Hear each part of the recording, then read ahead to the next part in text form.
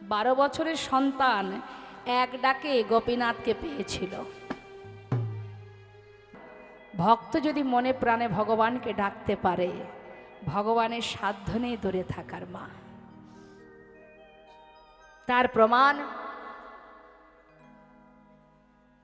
মুকুন্দ দাসের একমাত্র পুত্র রঘুনন্দন, শ্রীখণ্ড নিবাসী। 12 বছরের সন্তান এক ডাকে গোপীনাথকে পেয়েছিল। 12 বছরের ছোট্ট শিশু। একটা কথা আছে না মা, একটা প্রবাদ আছে না, যার হয় তার 9 হয়, যার হয় না তার 90তেও হয় না। যেটা মুকুন্দ দাস কোনোদিন দেখতে পায়নি, ওইটুকু শিশু, 12 বছরের শিশু, সে তাকে দেখতে পেয়েছিল। টাকার মতো ডাকতে হবে তো। আমরা ভগবানকে ডাকি নিজেদের স্বার্থ পূরণের জন্য। স্বার্থ ছাড়া ভগবানকে আমরা ডাকি না। স্বার্থপূর্ণ হয়ে গেলে আমরা ভুলে যাই। যখন জীবনে কিচ্ছু থাকে না, তখন একমাত্র গোবিন্দই আমাদের সার হয়। যখন একটু একটু করে ভগবান সংসারে, মায়ার সংসারে একটা একটা করে বাসনা পূর্ণ করতে থাকে, সেই দিকে দেখভাল করতে গিয়ে দিনন্তে ভগবানকে সেবা দেব সময় আমাদের হয়ে ওঠে না। তাই তো অনেকের ঘরেই আছে। তোমা দরজার গোড়ায় প্রভু আবার ফিরে এসেছেন ভক্তগণকে নিয়ে। এসে ডাকছে, গোবিন্দ, অগোবিন্দ। কে? ভক্তই পারে ভগবানকে বাদ দে। রামকেলি থেকে আবার ফিরে এসেছেন প্রভু আমার ভক্তের কাছে আসার জন্য। এই তো হচ্ছে ভক্ত। দরজা খোলো। কে? কার কণ্ঠ? সে তো আবার গৌরহরির কণ্ঠ। তবে কি প্রভু এলো? তাড়াতাড়ি করে দরজা খুলে দেখছে বাইরে পথের মাঝে গৌরহরি ভক্তগণকে নিয়ে দাঁড়িয়ে আছে। ছুটে গিয়ে চরণ তলে আছাড় খেয়ে পড়েছে, দয়াময়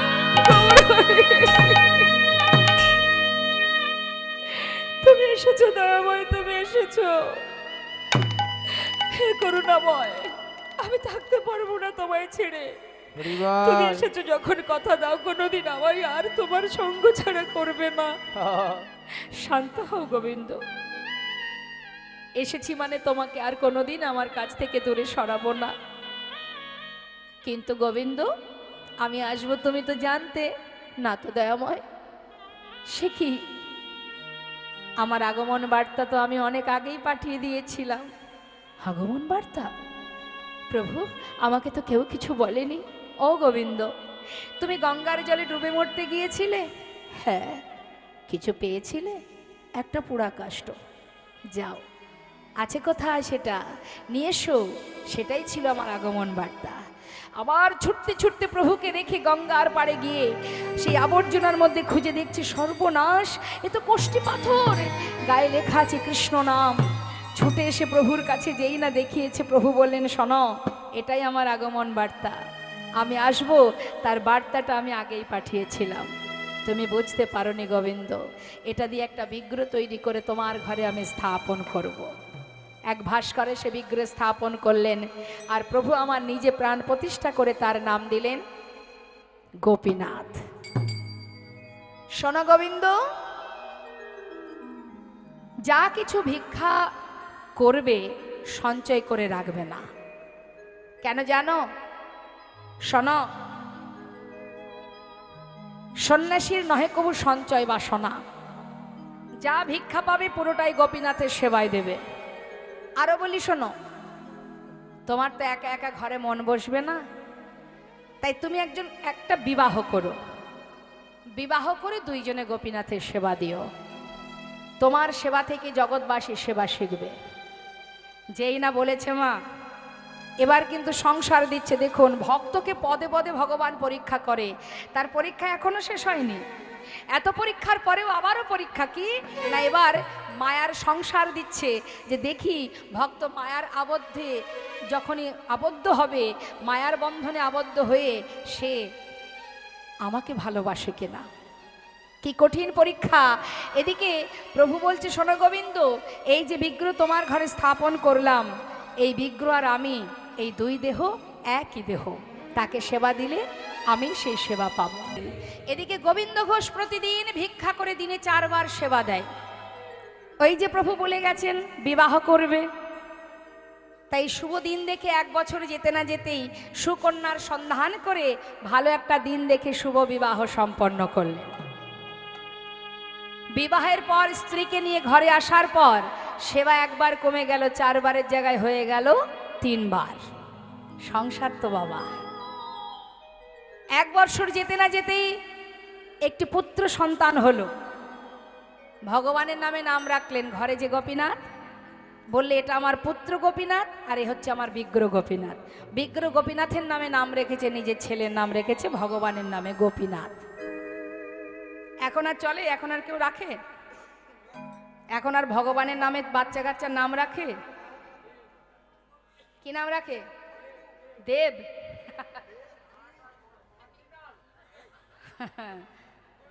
এখন আর ওই ভগবানের নাম কেউ রাখে না। এখন আবার বিদেশি বিদেশি নাম, রনি, জনি, বনি, এই হচ্ছে নাম। বলে ওসব চলে নাকি ভগবানের নামে? ওসব ব্যাকডেটেড, বহু পুরানো আমলের নাম, ওসব রাখা যাবে না।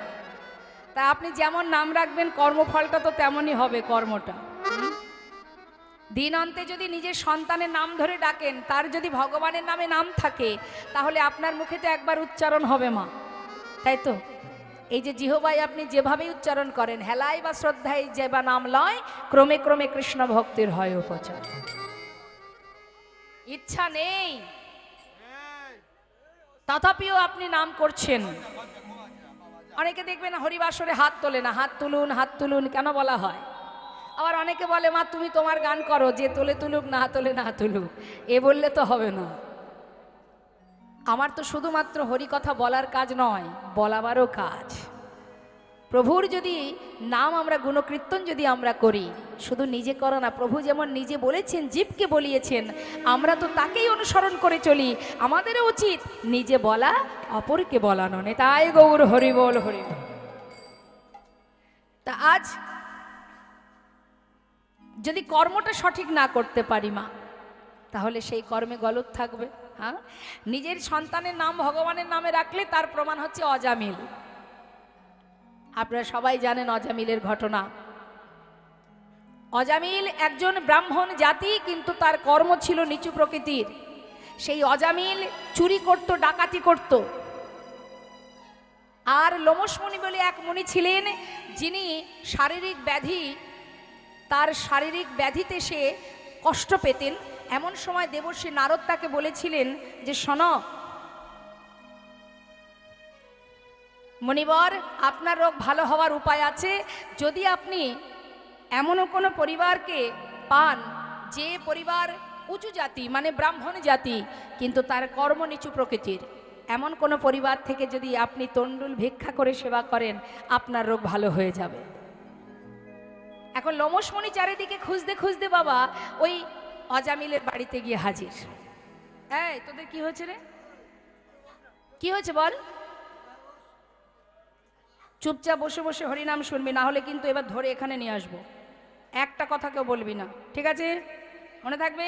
এদিকে আয়, চলে আয়।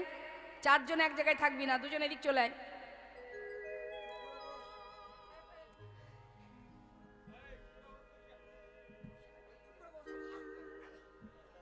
এবার কি হয়েছে বাবা, যেই না সেই লোমশমণি অজামিলের বাড়িতে গেছে, অজামিলের স্ত্রীর কোলে ছোট্ট সদ্যজাত পুত্র সন্তান। কোলের মধ্যে বাচ্চাকে নিয়ে মুনি এসেছেন দ্বারে ভিক্ষা করতে। চাল ভিক্ষা দিয়েছে, 1 মুষ্টি তণ্ডুল। লোমশমণি সেই তণ্ডুল রন্ধন করে সেবা করবার পর তার রোগ থেকে সে মুক্তি পায়। খুশি হয়ে লোমশমণি ভাবছে যে আমার এত বড় উপকার করলো, তাকে কিছু দিতে পারি না পারি, অন্তত একটু আশীর্বাদ তো করে আসতে পারি। তাই খুশি হয়ে তিনি আবার সেই অজামিলের বাড়িতে গিয়ে বললেন, মা যে উপকার আমার করেছো আমি খুব খুশি, তাই আজ খুশি মনে তোমাদের কাছে আর একবার এলাম একটু আশীর্বাদ করতে। বেশ, কি আশীর্বাদ? না, তোমার কোলে যে ছোট্ট পুত্র সন্তানকে দেখলাম, এই সন্তানের নাম আমিই দেব। আজ থেকে এই পুত্রের নাম নারায়ণ। নেতায় গৌর হরি। কিন্তু অন্যান্য শিশু যারা, তাদের নাম ছিল 1 কড়ি, 2 কড়ি, 3 কড়ি। হ্যাঁ, অনেক সন্তান ছিল। ছোট ছেলের নাম নারায়ণ। দেখুন মা, নামের কি মহিমা। জীবনের শুরুতেই যদি আমাদের ভুল হয়ে যায়, সারা জীবন ভুল পথে ছুটতে হবে। যাওয়ার আগে যদি আমরা ভাবি কোনটা করা উচিত কোনটা নয়, ভেবেচিন্তে পা বাড়ালে কখনো ভুল হয় না। ছেলের নাম নারায়ণ, চুরি করেছে, ডাকাতি করেছে, অপরাধ, লাখো লাখো অপরাধ। কিন্তু সেই ব্যক্তি যখন শয্যাশায়ী বাবা বিছানায় শুয়ে আছে, এবার যাই আর সময় হাতে নেই, অন্তিম সময়, শয্যায় শুয়ে আছে, একটু একটু করে সমস্ত ইন্দ্রিয়গুলো শিথিল হতে চলেছে। হঠাৎ সে দেখছে যেন যমদূত তার সামনে এসেছে তাকে নিয়ে যাওয়ার জন্য। ভয়ে ভীত হয়ে আর্তনাদ করে নারায়ণ নিজের পুত্রকে ডাকছে, একবার কাছে আয় বাবা, একবার কাছে আয়, আমার যে ভয় করছে নারায়ণ, একবার কাছে আয় নারায়ণ, আমার কাছে আয়। সন্তানকে ডাকছে চিৎকার করে, আর যার নাম উচ্চারণ করছে সেই নারায়ণের সিংহাসন টলে গেছে। হরি বল, হরি বল। প্রভু কেঁদে উঠলেন।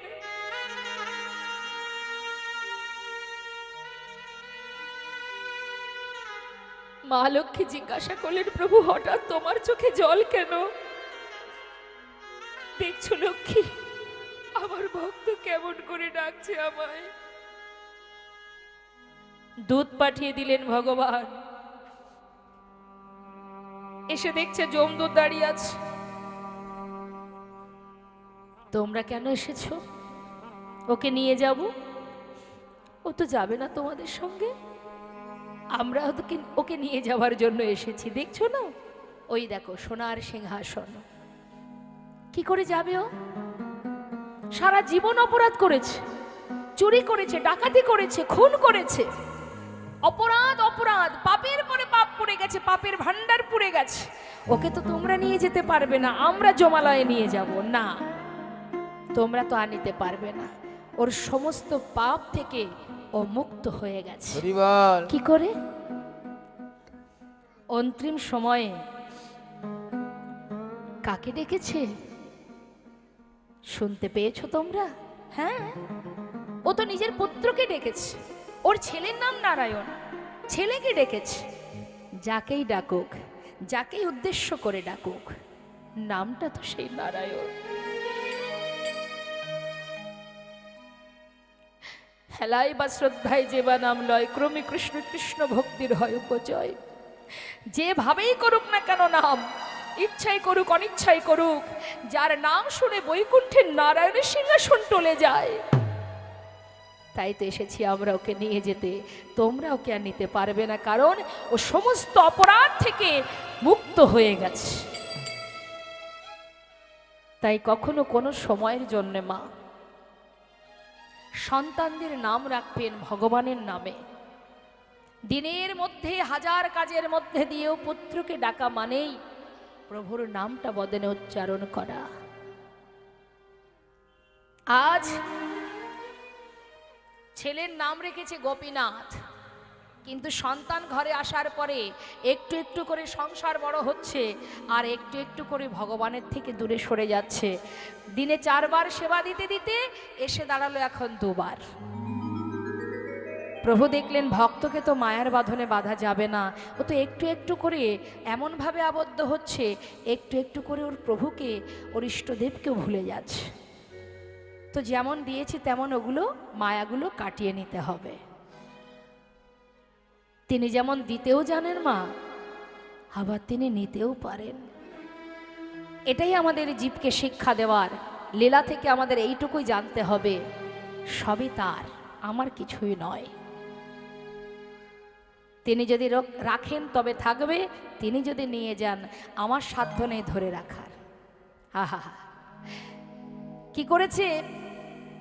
ভিক্ষা করে ফিরে এসে নিজের স্ত্রীকে ডাকছে, মাধবী যা কিছু ভিক্ষা করেছি 2 ভাগ করো, 1 ভাগ রন্ধন করো, 1 ভাগ রেখে দাও। আমি চললাম গঙ্গায়, স্নান করে এসে গোপীনাথের সেবা দেব।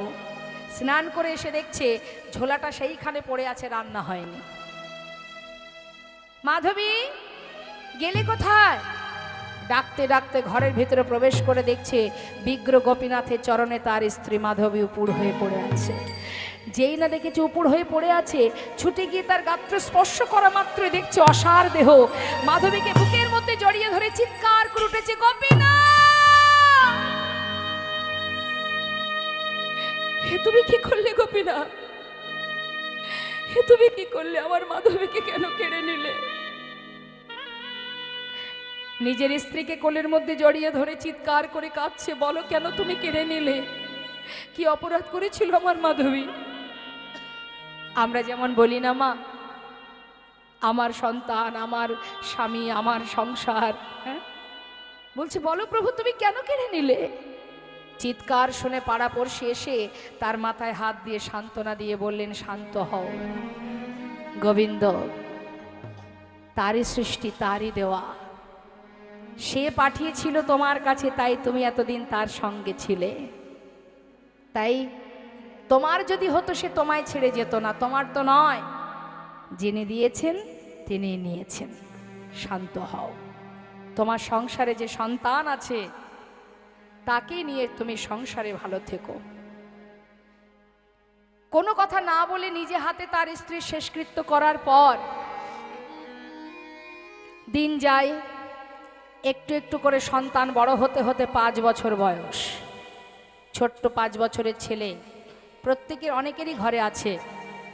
আর 5 বছরের শিশু নিজের মা বাবাকে ভালোই চিনতে শেখে।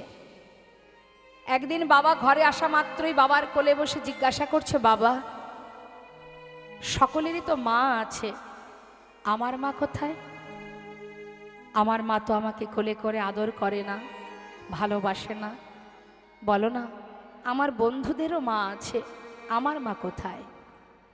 বাবা সন্তানকে বুকে জড়িয়ে ধরে 5 বছরের শিশুকে কি বোঝাবে?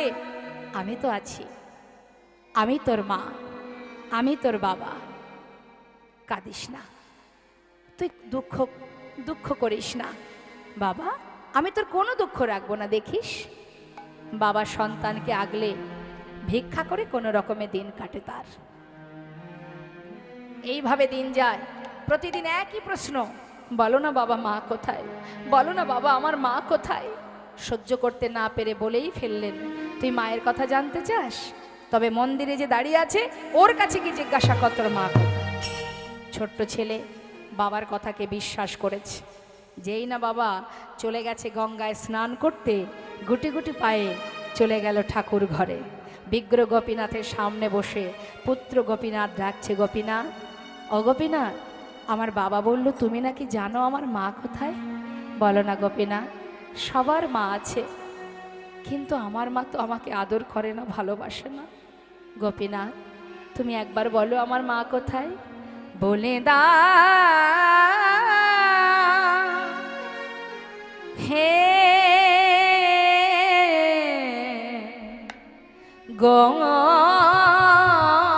গোপীনাথ, বলো কোথায় আমার মা? বলো বলো কোথায় আমার মা? হারিয়ে গেছে মা যে আমার, আমি খুঁজে পেলাম না, না না। বলো কোথায় আমার মা? বলে দাও হে গোপীনাথ, বলো কোথায় আমার মা? ডাকি আমি মা মা বলে, মাঝে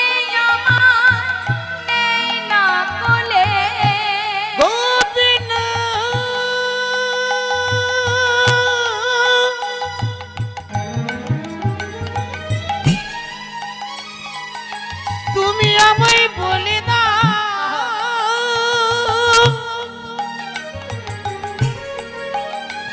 বলো কোথায় আমার মা আছে?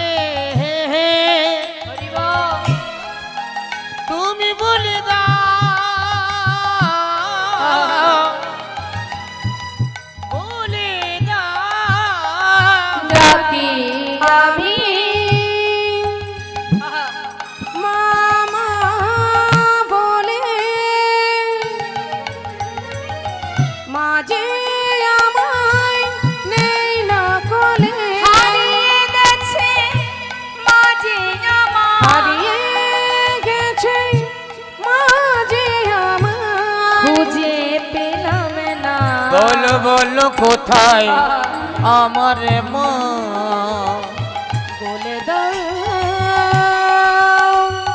হে গোপীনাথ বলো বলো কোথায় আমার মা বলো কোথায় আমার মা বলো কোথায় আমার মা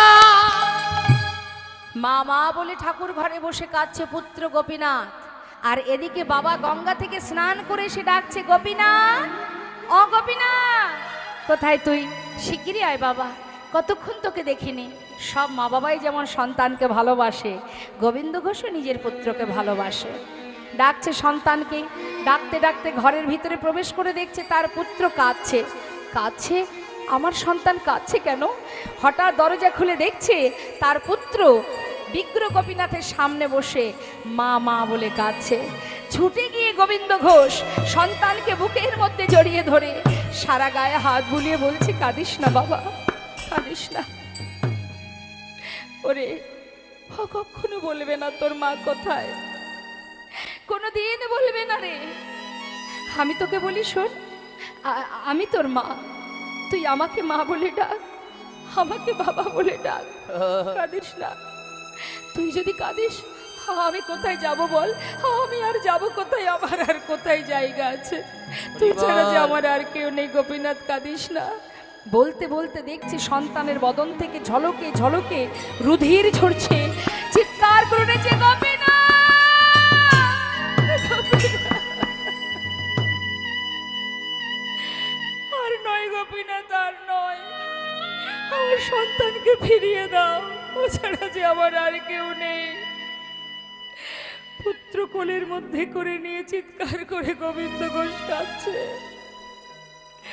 কেড়ে নিও না প্রভু গো,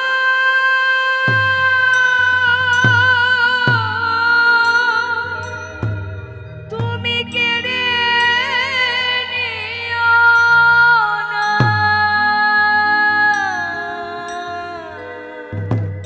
তুমি যে ব্যথা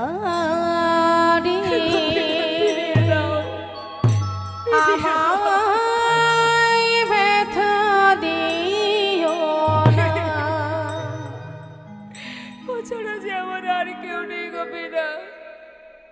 তুমি তোমার স্ত্রীকে কেড়ে নিয়েছো, আমি তো তোমাকে কিচ্ছু বলিনি। আমার সন্তানকে কেড়ে নিও না, ও ছাড়া যে আমার আর কেউ নেই গোপীনাথ। হে গোপীনাথ, আমি তো বলিনি আমার সংসার দাও, আমার সন্তান দাও, আমার পরিবার দাও। আমি তো চাইনি তোমার কাছে, তুমি তো দিয়েছিলে, তবে দিয়ে কেন কেড়ে নিতে চাইছো দয়াময়? হে করুণাময়, ফিরিয়ে দাও। সন্তানকে জড়িয়ে ধরে কাঁদছে। দেখতে দেখতে সন্তান পিতার কোলেই প্রাণ হারালো। মৃত সন্তানকে নিয়ে নয়নের জলে মুখ ভাসিয়ে কাঁদছে। তুমি কি করলে গোপীনাথ, তুমি কি করলে? কেনই বা তুমি দিলে আমার, কেনই বা কেড়ে নিলে দয়াময়? ও ছাড়া যে আমার আর কেউ নেই।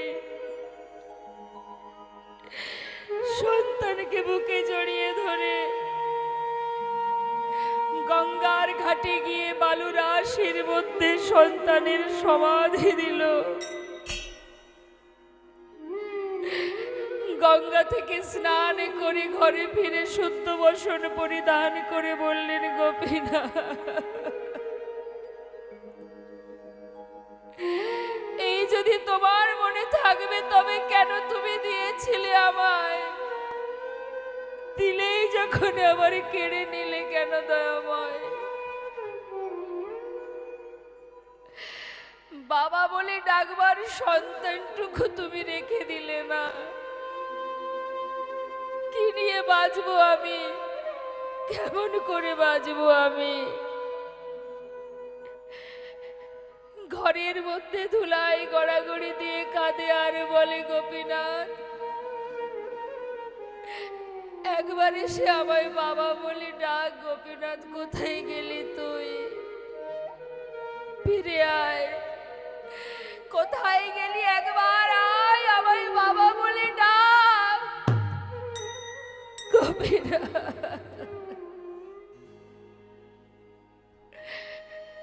একদিন, দুদিন, 3 দিন হয়ে যায়,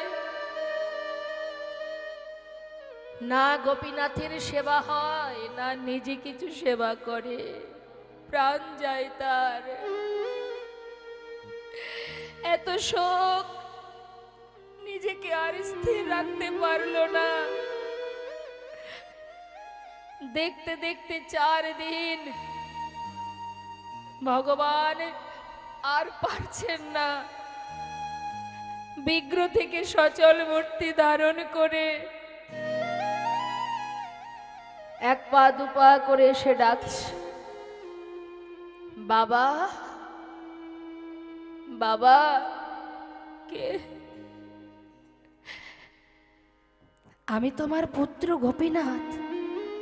আমার পুত্র? না না, সে তো কবেই মারা গেছে, আমার পুত্র তো কবেই মরে গেছে। কে তুমি? আমি তো তোমাকে চিনি না। বাবা, তোমার মনে আছে তুমি নিজেই একদিন বলেছিলে তুমি 2 পুত্রের পিতা, তোমার মনে আছে? আচ্ছা বাবা, কারোর যদি 2টো সন্তান থাকে, তার মধ্যে যদি একটি মারা যায়, তবে কি বাবা আরেকটি সন্তানকে না খাইয়ে রাখে? 4 দিন হলো তুমি কিচ্ছু খেতে দাওনি। বাবা, আমি যে আর পারছি না, 4 দিন না খেয়ে আছি, এবার কিছু খেতে দাও। ও, তুমি এসেছো, তুমি আমাকে বাবা বলে ডাকছো। তুমি জানো একটি সন্তানের, পুত্র সন্তানের বাসনা প্রত্যেকটি মা বাবাই করেন। কেন করে জানো? শেষের দিনে মাতা পিতার শেষকৃত্য করার জন্য। আজ সব কিছু দিয়েও তুমি আবার সব কেড়ে নিলে। আজ তুমি আমাকে বাবা বলে ডাকলে। জানো সন্তানের মাতা পিতার প্রতি কি দায়িত্ব থাকে? পারবে তুমি শেষের দিনে আমার শেষকৃত্য করতে? পারবো? পারবে তুমি আমার জন্য 1 মাস সবজি স্বর্ণ খেতে? পারবো বাবা, রিব, পারবো। পারবে তুমি আমার জন্য পিণ্ড দিতে? পারবো।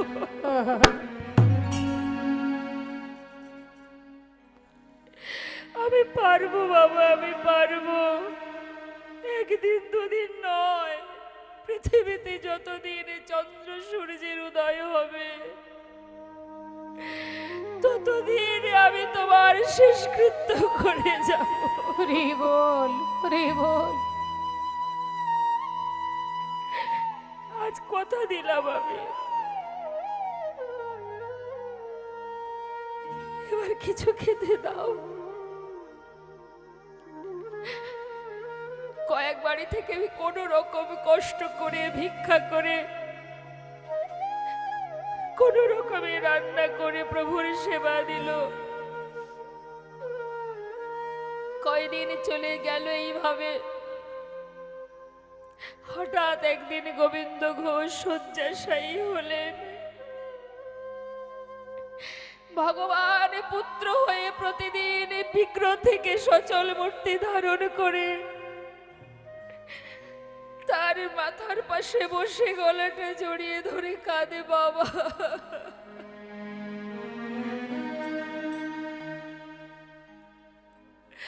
কষ্ট হচ্ছে তোমার?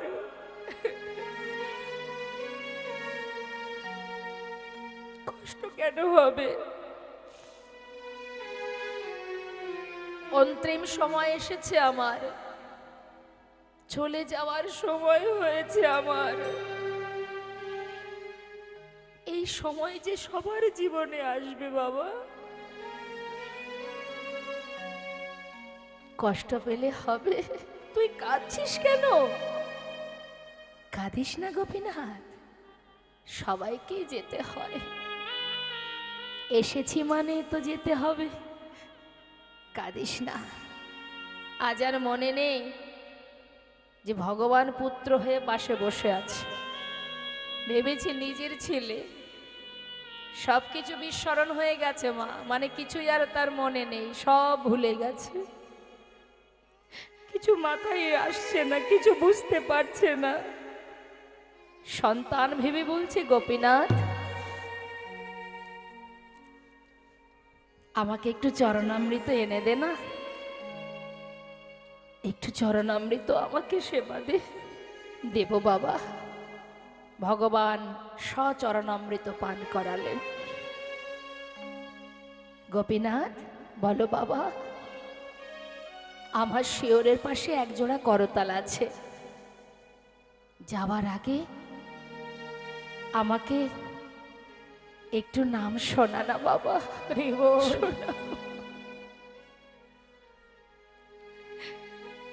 ভগবান করতাল হাতে নিয়ে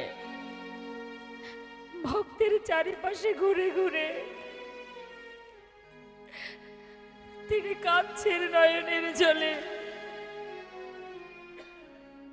পুত্র সেজে ভক্তের চারিদিকে ঘুরে ঘুরে হরিনাম করছে। হরে কৃষ্ণ হরে কৃষ্ণ কৃষ্ণ কৃষ্ণ হরে হরে হরে রাম হরে রাম রাম রাম হরে হরে। হরে কৃষ্ণ হরে কৃষ্ণ কৃষ্ণ কৃষ্ণ হরে হরে হরে রাম হরে রাম রাম রাম হরে হরে। হরে কৃষ্ণ কৃষ্ণ কৃষ্ণ হরে হরে হরে রাম রাম রাম হরে হরে। হরে কৃষ্ণ হরে কৃষ্ণ কৃষ্ণ কৃষ্ণ হরে হরে হরে রাম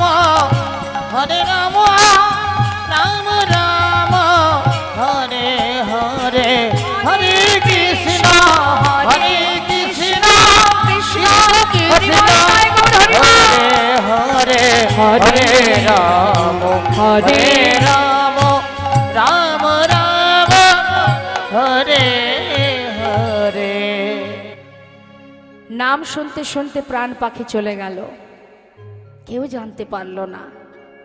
ভগবান পুত্র হয়ে পাড়াপড়শিকে ডেকে বললেন, শিগগিরই এসো তোমরা, যে যেখানে আছো তাড়াতাড়ি এসো, আমার বাবা মারা গেছে, তার শেষকৃত্য করতে হবে। জানতে পেরে ছুটে এসে সবাই গোবিন্দ ঘোষের ঘরেই তার সমাধি দিলেন। এদিকে মন্দিরে, গোপীনাথ মন্দিরের সেবা সে তো আর বন্ধ থাকবে না। ওই এলাকার দ্বিতীয় এক পূজারীকে প্রভু স্বপ্ন দেখালেন, পূজারী আমার মন্দিরে প্রবেশ করে আমার রাজবেশ খুলে দাও, কাছা পরিয়ে দাও আমায়, 1 মাস দিনে হব্বিষণ্ণ করে আমাকে সেবা দেবে, দিনে একবার। 1 মাস পর চৈত্র মাসে মধুকৃষ্ণ একাদশী তিথিতে আমাকে স্নান করিয়ে শুদ্ধ বসন পরাবে, আমি আমার পিতার পিণ্ড দান করব গঙ্গা। হরিবল হরিবল। যারা অগ্রদ্বীপে যাননি যাবেন, দর্শন করে আসবেন। আজও মকর সংক্রান্তি তিথিতে সেখানে বিশাল মেলা হয়। গোপীনাথের শুদ্ধ বসন পরিয়ে, কাছা পরিয়ে তাকে নিয়ে যাওয়া হয় গঙ্গার ঘাটে, এবং ভগবান আজও সেই ভক্তের জন্য পিণ্ড দান করে যাচ্ছে। যদি ভাগ্যে থাকে একবার দর্শন করে আসবেন। তাই তো প্রভু আমার সদা সর্বদাই ভক্তের জন্য ভক্তের বোঝা ভগবানই বল, যেটা আজও বর্তমান। বিশাল মেলা হয়, কত ভক্তবৃন্দ সাধু সন্তা আসে, কত নাম কীর্তন বাউল গান সেখানে হয়, দর্শন করে আসবেন মা, যেটা আজও বর্তমান। আর পৃথিবীতে যতদিন চন্দ্র সূর্য উদয় হবে, নিজের সন্তান যদি মাতা পিতার ক্রিয়া আদি করে 1 মাস পর একদিন, কিন্তু যেটা আজও বর্তমান এবং ততদিনই চলবে যতদিন এই পৃথিবীতে সূর্যের উদয় হবে, চাঁদের আলো প্রকাশ হবে, ততদিনই এই ক্রিয়া চলবে। ভগবান আমার বললেন কাছা পরিয়ে দাও, শুদ্ধ বসন পরিয়ে স্নান করিয়ে আমাকে নিয়ে যাবে গঙ্গার পাড়ে, সমস্ত অগ্রদীপবাসীকে নিমন্ত্রণ করবে, সবাই যেন আসে, আমি সবাইকে সেবা দেব। এটা শুধুমাত্র গোবিন্দ ঘোষ নয়, নামাচার্য শিল ঠাকুর হরিদাস তারও শ্রাদ্ধক্রিয়া আদি করেছিলেন আমার গৌর সুন্দর। নিতাই গৌর হরিবোল হরিবোল।